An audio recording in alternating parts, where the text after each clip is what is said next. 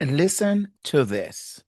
Did you know that the Bible speaks more about an abusive wife than an abusive husband? We hear so much about the narcissistic, manipulative, controlling, abusive men towards women. And my heart goes out to all those girls that are in those relationships. But what about the woman that verbally rips apart her man on a daily basis?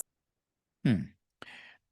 Nobody wants to talk about this, but let's be real, right? Some wives are emotionally abusive too. I know that's not a popular opinion. It's not something that we hear too often. So before you click off, I'm not saying you mean to be as a wife. I'm saying sometimes the very things you think will wake him up or motivate him are actually breaking his spirit. See, men don't respond to pressure the way women think. The more you push, the more he pulls away. What you call helping him get better, he hears as you're not good enough. I'm not good enough. And I can tell you this because as a husband myself of 40 years plus of as of this recording, and as someone who have done as a marriage therapist and coach who have worked with so many wives, I cannot tell you how many, I mean, actually wives and husbands, right? As a marriage counselor, I cannot tell you how many times I've heard husbands say this to about their wives. And she sometimes get it, doesn't get it. So let's hear then what this lady had to say next about how the Bible actually describes this type of wife. And by the way, stay to the end and get a free gift that I have for you just for watching. And also my 6 takeaways that you don't want to miss. So let's listen in on what she says about what the Bible has to say about this kind of behavior. Let's watch. Disrespectful, nagging, criticizing, yelling. The Bible has a term for this. It's called a contentious wife, and she is more annoying than a constantly dripping, leaky faucet. That's not me being harsh, right? That's scripture. Proverbs literally says a man would rather live in the desert than share a home with a woman who tears him down. Think about that. A desert? I mean, he'd rather face heat and snakes than constant disrespect. And this is what I find many wives just don't get. So I would say, dear wife, you can't talk to your husband like he is one of the kids, your employee, or your project. It don't work. Every time you correct, compare, or criticize, even with good intentions, which I do believe that you have, is something you want to see change, is something you want him to hear, get his attention. When you do that, dear wife, you're draining his masculine energy and replace it with resentment. It does. And here's the thing, you may not see it happening because he may not be showing it or communicating it, which you're hoping he would, but he's not for some reason. So I think it's important then to continue to listen to what she says next about this verse. It hits hard and explains why so many husbands emotionally check out. So let's watch and hear what she added about this very thing. It says a man would rather live on the corner of a rooftop than share a house with her. It's that bad. Listen, we've all been her at some point, but awareness is the first step, and you cannot let her take over your mouth and your relationship. You have the power to speak life over your man in a way that nobody else can. You have incredible influence over how peaceful your relationship is. That's not poetic. That's prophetic. It's something that will happen. When a husband feels constantly disrespected, he retreats. I can tell you that moments where my wife may not realize that I have felt disrespect at some point in my 40 years, because trust me, we have had moments like that. What I do, I just pull back. I see it more often than not. And here's what happened. Thank God it hasn't happened in my experience, but I've heard from so many husbands. When he's trying to retreat, she tries to get in the way. She's blocking him, she's going after him, following him, and he's trying his best to restrain what she doesn't really want to see. So he retreats first emotionally, then physically, and even spiritually, because again, he's trying his best to avoid con- confrontation, right? So here's what I do know, dear wife, that you want connection, but your approach is creating distance. So here's the irony. Most wives like this don't even hate their husbands. They don't, but they're exhausted. And you might be feeling that very thing. They're exhausted, lonely, and want more effort from him. Isn't that what you are wanting? Isn't that what most wives that you not know want? So they use their voice to fix what only love can heal.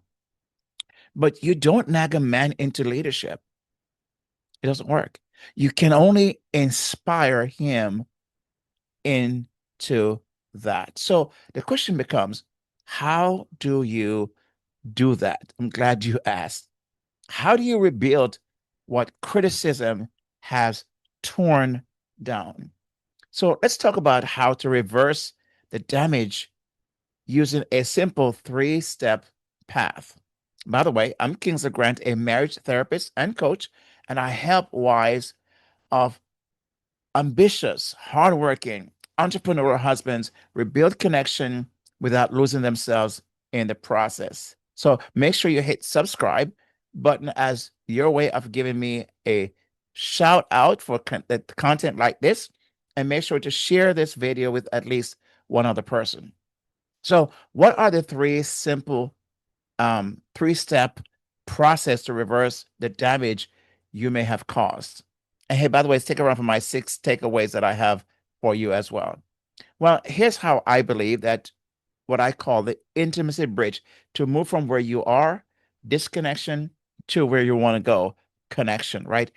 I have created what I call the intimacy bridge. It consists of these three very things that I believe will be helpful. Number one, see it. Awareness before action.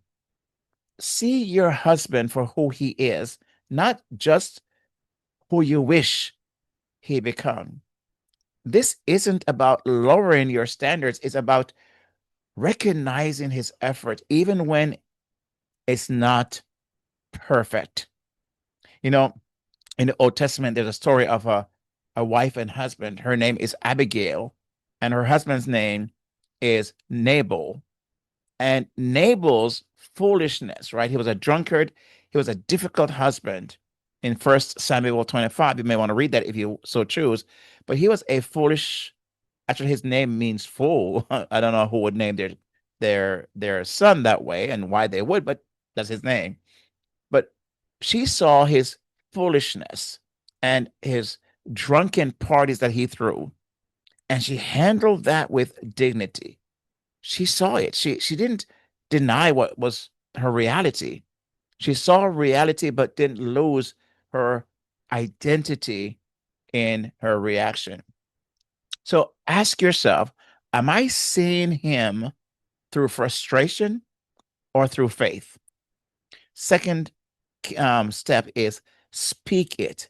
Timing and tone matters. Wouldn't you say?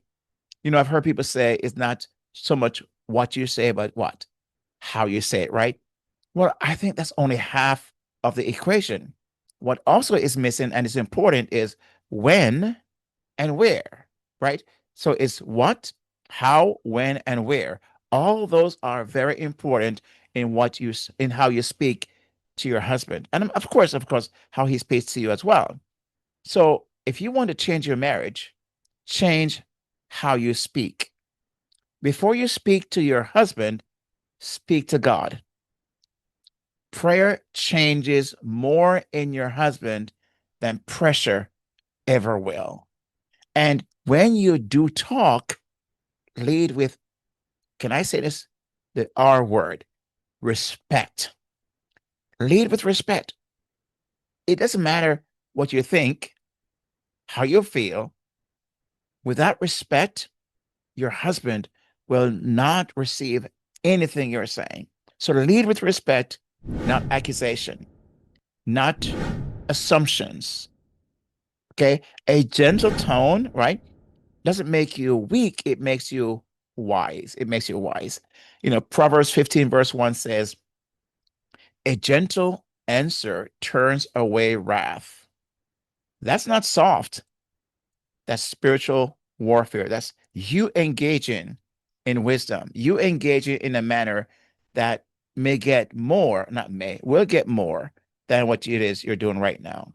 The third step is sow it. So we have see it, speak it, sow it. Plant what you want to grow, right? Plant what you want to grow. You can't reap peace while sowing pressure, can you? Every word, every action, every response is a seed. Sow patience and you'll harvest peace. The Bible says what you sow, you should reap. So many times we look at that in a negative context, but what it is you want patience, then sow harvest, sow that yourself in the relationship, and you'll reap a harvest of peace. So gratitude, and you'll reap. Check this out. You'll reap attention. You'll get attention. So, do you want him to lean in? Start sowing what makes him feel safe, respect, trust, admiration. We as husbands, we thrive on that. I mean, you cannot believe how important that is for us. Remember, men don't bloom in criticism. We don't bloom in criticism. What do we bloom instead? We blossom in honor and respect and admiration and support. Those are the things that causes us to bloom and get what it is you're looking for from us. So let's then wrap this up with some straight talk takeaway that you can apply right now, right? Here's the first one.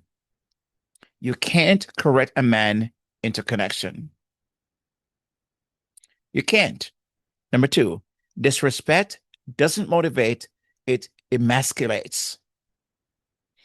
Number three, every complaint you repeat becomes a seed you harvest later. Number four, see what's right before pointing out what's wrong. See what's right before pointing out what's wrong. Too many times, that's all he hears is only what he doesn't do. But what he does do, what he does, he doesn't hear that much from you, right? Number five, speak life, not lectures. And number six, sow peace, watch passion return. So, dear wife, if you keep trying to fix him, you're only going to end up breaking the very bond you want to save. That intimacy you're looking for is not going to happen. So if you keep trying to fix him, that's what's going to happen.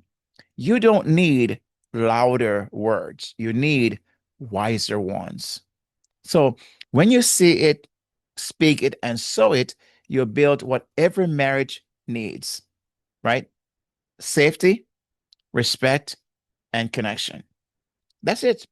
So here is a question. Are you looking for that? Well, I remember I said I have a free gift. So I have a free gift of a booklet called Reconnect, a quick guide for wives who feel like they're doing all doing it all. So if you're interested in that, um, the link is buildyourhappiermarriage.com/waitlist. Why waitlist? Because I'm going to send you the free gift, but I'm also going to put you on my email list where I can update you on my webinars and also my flagship program called Joyful Marriage Quest. So I'll send the gift to you right away. Buildyourhappiermarriage.com/waitlist and get that free booklet called Reconnect. And that way you won't miss anything that's happening. And also you'll hear about my podcast as well that talks more about this very same thing in audio version. So here's a question that I have and I want to leave with you. Have you ever caught yourself trying to motivate your husband and realized it backfired? It didn't work? If so, what changed when you softened your tone? So I want you to comment below and let us have a conversation around this. I want to hear from you. If you're a husband, what's your thoughts about this? Is there anything that you resonated with that you thought was really true? I know I did because I'm one myself. I'm like a husband of the wife that is watching right now, hardworking, ambitious, entrepreneurial, and sometimes that can be misunderstood. So the question is, dear wife, have you ever caught yourself trying to motivate your husband and realize it backfired? Let's have a conversation.